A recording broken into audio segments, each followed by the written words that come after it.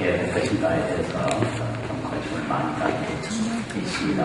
물론 이제 그러시겠지만 저도 여러분이 가나다 사회에서 모두 행복할 뿐만 아니라 이제는 존경받는 그런 시민이 됐으면 좋겠다. 그런 욕심이 있습니다. 우리 한국인은 세계 어디 가든지 1등 시민이 돼야 되고 존경받는 분이 돼야 되지 않는가 그런 생각을 가지고 오늘 두 가지에 관심을 좀 쓰겠습니다. 일상에서 가장 가치는 일이 무엇이겠는가?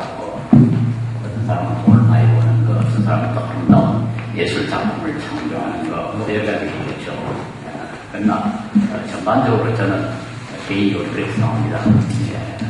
다른 사람에게 첫째 해를 끼치지 않아야 되고, 둘째로 다른 사람에게 이익을 줘야 된다. 뭐 같은 검증만은 하나는 소극적이고 하나는 적극적인 즉 인간관계가 아주 중요하다 그렇게 생각합니다. 이게 왜냐니까 옛날에는 우리가 자연과 더불어 살았어요. 저도 어릴 때 우리 집에 농사를 짓는 거 보면 아침 일찍이 들에 나가 하루 종일 혼자서 일하고 저녁에 집에 와서 또 자고 그날 또 그렇게 합니다. 그러니까 다른 사람을 만나는 거 별로 없고 또 다른 사람이 우리에게 해를 끼칠 수 있는 가능성도 별로 없고 우리가 다른 사람에게 해를 끼칠 가능성도 별로 없고 행복과 불행은 자연의 이야기가 결정이 됐습니다. 비가 자가지고 해가 잘 비치면 행복하고 뭐 비가 안 오고 홍수가 나고 뭐 한다든가 병충해가 심하고 하면 가난해지고 불행해져 버리죠. 그러니까 자연이 우리의 행복과 불행을 결정해주는데요. 현대사회에서는 과학 기술이 그동안 상당히 발달이 되어가지고 자연이 우리에게 줄 수 있는 해는 상당히 맞게 됐습니다. 그리고 요즘 비가 별로 안 와도 댐을 박아놓으면은 그물을 아주 충분히 쓰고 또 비가 잘 안 오면 뭐 댐에 물을 가서 또 이용하고 하여튼 그 과학기술이 그동안에 자연이 인간에게 줄 수 있는 해는 상당히 줄였는데 이제는 사람을 행복하게 만들고 불행하게 만드는 다른 사람입니다. 자연이 아니라 다른 사람이 우리에게 해를 끼치거나 이익을 주거나 그렇게 다른 사람과의 관계가 참 중요하죠. 그래서 과거에 그렇게 중요하지 않았던 이 사람, 다른 사람과 관계 오늘 아주 중요합니다. 제가 저 유럽에서 우연히 옛날에 나온 사전을 하나 찾아봤는데요. 발견했는데요. 1800년에 우리나라에서 발간된 한불자전이라는 사전이 있었습니다. 우리 한국 단어를 불어로 옮기는 그런 사전이죠. 그게 1800년에 나왔으니까 그때 어떤 용어들이 사용이 됐는가 한번 관심을 가지고 좀 봤어요. 여러 단어가 사용되지 요즘 우리가 많이 사용하는 단어 가운데 사용되지 않은 단어가 있는데 그 가운데 하나가 사회라는 단어가 있습니다. 그러니까 1800년에는 사회라는 단어가 존재하지 않았어요. 그건 사회가 존재하지 않았다 그렇게 할 수는 없죠. 사회는 물론 처음부터 있었겠지만은 그게 중요하다는 것에 대한 인식이 없었다는 겁니다.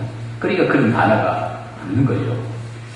근데 서양에도 제가 공부를 좀 해보니까 지금 서양에서 사용하는 그 소사이어티라든가 뭐 소시에테 이런 단어가 말이죠. 오늘날에 사용되는 의미로서는 19세기에 비로소 사용이 됐답니다. 단어 그 자체는 나중에 뭐에서 소시에타스라는 단어를 벌써 기원전부터 있었지만은 오늘 우리가 사용하고 있는 그런 의미로의 사회는 19세기에 비로소 시작이 됩니다. 그러니까 우리가 그렇게 뒤지는 건 아닙니다. 왜 그럴까?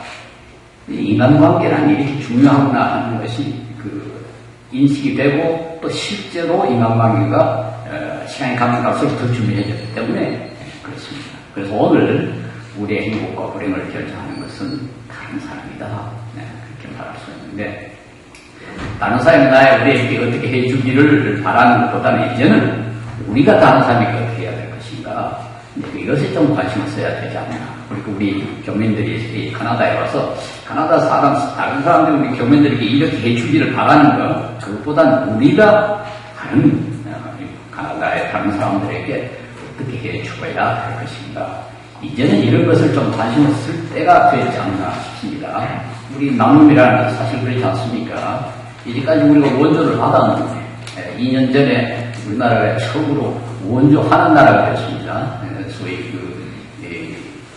DAC라고 Development Assistance Committee라고 이제 OECD 국가 가운데서 개발 원조 국가 우리나라가 처음으로 회원이 됐어요. 들어보니까 역사상 처음이랍니다. 원조 받던 나라에서 원조하는 나라로 바뀐 나라가 우리나라 처음이고 또 유일하다고 합니다. 아직까지 그런 나라 하나도 없었다고요. 그건 참 대단한 성취죠. 정말 자랑스러운 일이고 저는 사실 아주 감격을 했습니다. 여기도 이제 연세 많은 분들이 있습니다만 저 어릴 때 많이 굶었거든요. 먹을 것이 없어서 굶었고 또 6.25 때는 미군이 조그랬던 좀 금수고 먹으라 뛰어다니고 말이죠.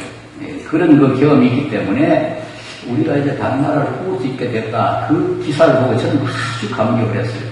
얼마나 감사했는지 봅니다. 이제 우리가 다른 나라를 도울 수 있는 상황이 됐구나. 우리 한국민들 이제는 자존심 좀 생겨야죠. 이제는 다른 나라가 우리에게 어떻게 해주기를 바라기보다는 우리가 어떻게 해주겠습니다. 저는 똑같은 것을 우리 교민들에게 부탁하고 있습니다. 이제는 가나다에서 우리 한국인은 1등 시민이 되어가지고 저분들은 우리 사회에 이익을 보는 사람들이 아니라 우리 사회에 이익을 주는 사람들입니다. 그런 자긍심도 갖고 그 자긍심 알맞게 행동해 주기를 저는 바라고 그것이 저는 우리 교민들이 우리나라를 사랑하는 가장 좋은 방법이라고 생각합니다. 우리 교민들이 우리 한국에서 하실 수 있는 일이 뭐겠습니까?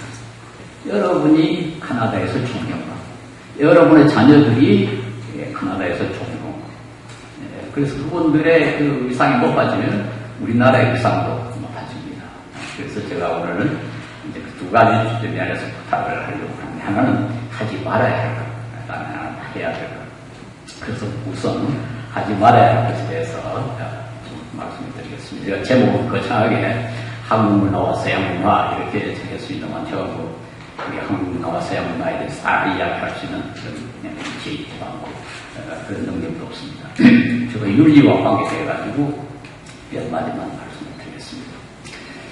최근에 와서 이 문화라는 것이 참 중요하게 됐는데 아까 영사님도 멀티컬처리즘 이런 말씀을 했습니다만 이제 우리 사회과학에서 이 문화의 위치가 과거 때보다 더 커졌습니다. 그건 왜 그런가 하니까 옛날에는 사람들이 본질에 대해서 관심이 많았어요. 모든 인간은 근본적으로 인간은 인간으로 만든 본질이 있다. 그 본질이 같기 때문에 모든 인간은 동일하다. 이렇게 생각했고 다만 차이는 어떤 사람은 그 본질을 좀 더 개발했고 어떤 사람은 좀 늦게 개발하고 이런 정도의 차이가 있었습니다. 그런데 최근에 와서 제가 철학을 공부한 사람입니다. 본질에 대한 관심이 없었어요. 본질이라는 것이 정말 있느냐? 그보다는 지금의 우리가 어떤 사람이 되어 있는가 하는 것이 우리 문화 때문에 이루어졌다. 이런 이제 관심이 더 커져버렸습니다. 그래서 이 문화라는 것이 참 중요한 자리를 차지했는데요. 이 문화에 대해서도 19세기까지만 해도 세계 모든 문화는 동일한 방식으로 발전한다. 그렇게 생각했습니다. 이건 인간은 본질이 있고 그 본질이 조금씩 문화를 창조하는데 문화를 창조하는 그 방식이 동일하다고 생각했어요.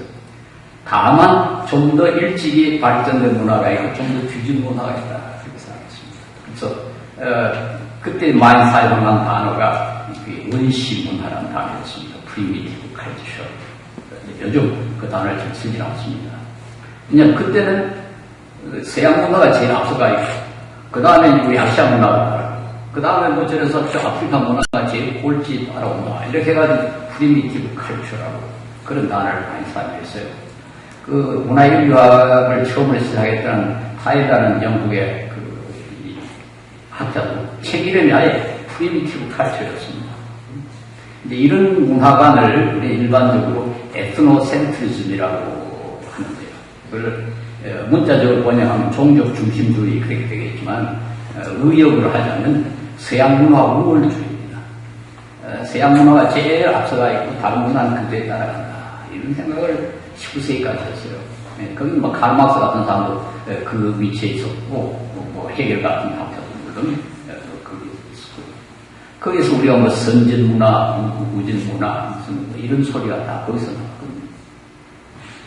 그러다가 이제 20세기 초반에 미국의 문화인류학자 가운데 프란츠 보아스라는 분이 독일 태생입니다만 그 카나다 북쪽에 이제 에스키모 가운데 이누이족이라는 종족이 있답니다. 거기 가서 실증 연구를 하고 돌아와서 쓴 논문 가운데 아주 유명한 논문에서 그가 주장한 것이 뭔가 하니까 이누이 문화는 서양 문화보다 뒤떨어진 문화가 아니라 다른 문화다.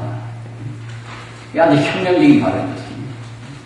이누이 문화는 서양 문화보다 뒤떨어진 문화가 아니고 종류가 다릅니다. 여기서 시작된 것이 소위 문화 다원주의, 문화 상대주의. 이것이 물론 그분 혼자서 다 성취한 것은 아닙니다만 그것이 하나의 아주 중요한 예죠. 그 뒤부터 이제 문화인류학은 완전히 문화 다원주의가 됐습니다. 동일한 문화가 동일한 선사가 발전하는 게 아니라 문화가 동일한 선사가 발전하는 게 아니라 여러 가지 문화가 쭉 이렇게 발전합니다. 그래서 이게 문화 다원주의가 되었거든요. 그리고 이제 문화 상대주의가 같이 따라오죠. 상대주의라는 것, 어느 문화가 더 우월하다, 어느 문화가 더 1등하다고 이렇게 말할 수 없다. 다 좀 더 다릅니다. 프랑스의 유명한 그 문화인류학자 레비 스트로스라는 사람, 우리 한국에도 방문을 했습니다. 그분은 그 주장이 과학이라는 것도 문화에 따라 다르다고 했어요. 아프리카에서의 과학과 우리 서양에서의 과학의 내용이 다르다. 그러면서 그 예를 들었는데, 자기 아프리카에 그 여행을 하면서 그 안내원들하고 아프리카 사람하고 같이 길을 가는데 벌에 쏘이니까 그 아프리카 사람이 털을 뭐 이렇게 뚝 뜯다가 이렇게 바니까 그만 안 아프더라. 좀 가다가 또 배가 고프니까 뭐 뿔이 툭툭 뽑아가지고 먹으니까 배가 안 고프더라. 근데 자기는 앞만 봐도 이 풀하고 저 풀하고 차이를 모르겠더래요. 근데 그 사람은 딱 골라내더라고요. 그래서 이게 서양과학하고 아프리카 과학은 달라. 그래서 어느 게 더 우월하다, 어느 게 더 열등하다, 그렇게 할 필요 없다. 그렇게 생각하게 됐습니다. 이렇게 하니까 오늘 문화라는 것은 훨씬 중요하게 되죠. 제가 여러분하고 저하고 우리 한국 사람인데 뭐가 우리를 한국 사람으로 만들었습니까? 유전자. 한국 사람이 유전자하고 일본 사람이 유전자하고 큰 거죠. 다르다고 할 수 없습니다. 피, 우리가 흔히 피는 물보다 짙다 그러지만은 한국 피하고 일본 피하고 다릅니다. 다르면 수혈도 못할 거 아닙니까? 피가 한국 사람을 한국 사람 만드는 것도 아니고, 유전자가 한국 사람을 한국 사람 만드는 게 아니고, 한국 문화가 한국 사람을 만드는 거예요. 그러니까 이 문화라는 게 얼마나 중요한가, 하는 것을 알 수 있거든요. 우리 조상 대대로 그대로 여러 가지 전통, 언어, 습관, 가치관, 이런 것이 우리 몸에 배해가지고 여러분의 저는 한국 사람이 되고, 무슨 사람이 일본 사람이 되고, 그러면 가나다 사람이 근데 이 문화가 얼마나 중요한 거 아닙니까? 왜 어떤 나라는 그렇게 가난하고 어떤 나라는 잘 사느냐? 지능의 차이가 있느냐? 한때는 그런 주장을 하는 사람이 있었어요. 미국의 어떤 교육학자는 흑인은 백인보다 IQ가 낮다. 그런 주장을 하는 사람이 있습니다. 그러나 실증적으로 조사해보니까 전혀 그렇지 않다는 것이더라고요. 최근에 어떤 영국 학자가 아주 재미있는 논문을 발표했어요. 전 세계에서 IQ가 제일 뛰어난 민족이 싱가포르고 둘째가 한국이다. 그런 발표를 한 게 있습니다. 그분의 주장은 뭔가니까 인류가 아프리카에 시작했는데 아프리카에서 멀면 멀수록 지능이 더 발전된다. 그런 생각을 했어요. 더 많은 경험들이 쌓이니까. 그러나 한국 사람이 머리가 뛰어나다. 이렇게 말할 수 있어요. 결국 그 문화가 어떤 성격을 갖고 있는가에 따라서 어떤 나라는 잘 살고 어떤 나라는 못 살고